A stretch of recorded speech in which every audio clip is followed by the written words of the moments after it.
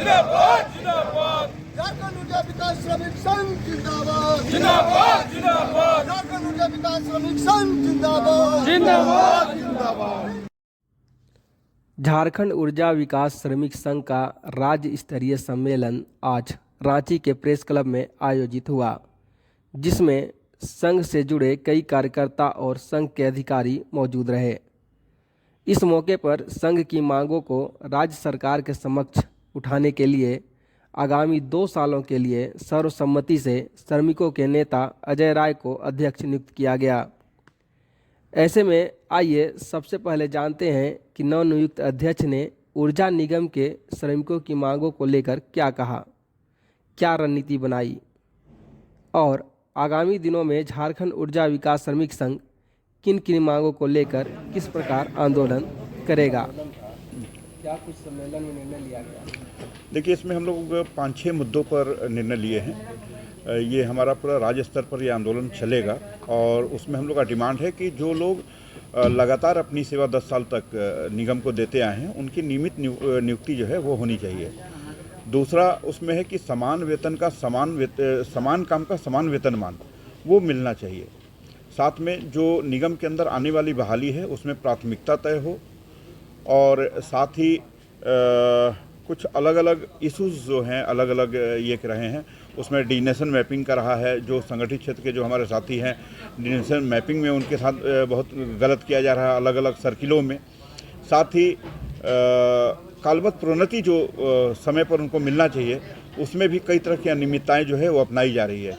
इन सारे मुद्दों को लेकर के भी हम लोग इसमें चलने जा रहे हैं और हम लोग की कोशिश यही है कि पूरे राज्य स्तर पर जितने भी सप्लाई एरिया बोर्ड हैं, ट्रांसमिशन जोन हैं, वहाँ पे पहले हम लोग प्रदर्शन करेंगे लोकल समस्याओं को लेकर के भी, साथ में इन मुद्दों को लेकर के भी। और उसके बाद हम लोग रांची में निगम मुख्यालय का फिर घेराव करेंगे और ये तब तक हमारा होगा जब तक हम लोग की मांगें मान नहीं जाती। और साथ में एक बड़ी समस्या है यहाँ पे 2017 के बाद यहाँ आउटसोर्स पूरे नियम के अंदर जितने भी मानव कर्मी थे उसको कर दिया गया। तो आउटसोर्स को ख़त्म कराना भी हमारे प्राथमिकता में शामिल है कि आउटसोर्स यहाँ से ख़त्म हो और पूर्व की जो व्यवस्था है 2017 से पहले जो व्यवस्था थी उसको यहाँ पर बहाल की जाए।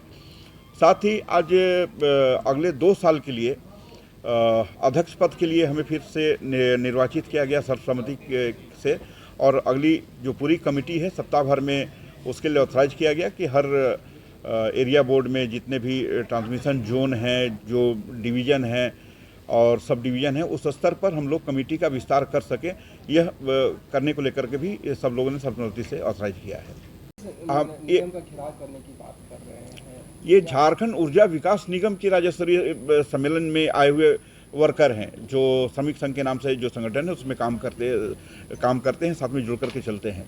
तो हम लोग झारखंड ऊर्जा विकास निगम का जितने भी सर्किल है राज्य के अंदर उस सब जगह हम लोग का घेराव प्रदर्शन होगा और आखिर में झारखंड ऊर्जा विकास निगम मुख्यालय जो धुरवा है वहाँ पर हम लोग घेराव करेंगे और अपनी मांगों को लेकर के, क्योंकि जो मांग है इसको लेकर के पूर्व मुख्यमंत्री हेमंत सोरेन जी ने वादा किया था कि जैसे हम सत्ता में आएंगे हम आउटसोर्स खत्म कर देंगे।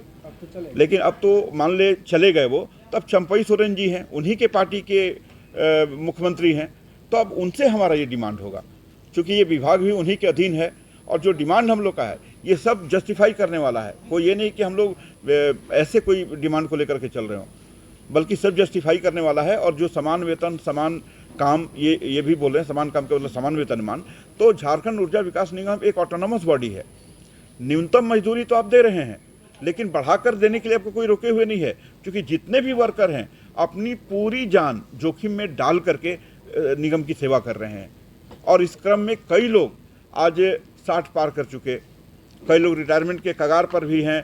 तो वैसे जो साथी जो अभी साथ में फ्रेशर हैं, अगर उनको भी आज आउटसोर्स में ही ढकेल करके हम छोड़ देंगे तो आगे उनका भविष्य क्या होगा। तो इसलिए हम लोग डिमांड कर रहे हैं कि आउटसोर्स को ख़त्म करके और जो निगम में आने वाली जो बहाली है उसमें इनको प्राथमिकता पहले आप तय करें।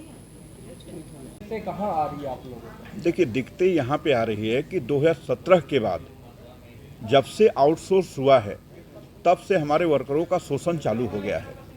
आउटसोर्स कंपनी पूरी तरह मनमानी किए हुए है, कभी किसी को हटा देती है, कभी किसी का वेतन रोक लेती है। और पहले जो व्यवस्था थी कि निगम सीधा इनको देखता था, आज स्थिति ये हो गई है कि पूरे निगम के अंदर लगभग 20% नियमित कर्मचारी हैं और 80% जो है वो आउटसोर्स है। और ये आउटसोर्स करके इनका जो इनके समकक्ष के जो नियमित जो कर्मचारी हैं, किसी को 40,000 मिल रहा है तो वहाँ पर इनको 12,000 रुपये मिल रहा है। और इसके लिए भी इनको आउटसोर्स कंपनियों के चक्कर लगाने पड़ते हैं। समय पे इनको वेतन नहीं मिलता है, ईपीएफ नहीं मिलता है, ईएसआई नहीं मिलता है। और अगर कोई कर्मचारी डेथ कर गया तो इनके निगम के पदाधिकारियों के साथ साथ आउटसोर्स कंपनियां भी इनको पहचानने से इनकार कर देती है। तो ये सारे मुद्दे हैं जिसको लेकर के बगैर आंदोलन इसका समाधान नहीं हो सकता। वहीं पर आप देखिए कि पारा टीचर लोग का 60 साल उम्र सीमा कर दिया गया, लेकिन यहाँ पर 45 साल है, तो 60 साल इनका भी उम्र सीमा हो, यह भी हम लोग अपनी मांग में शामिल करके चल रहे हैं।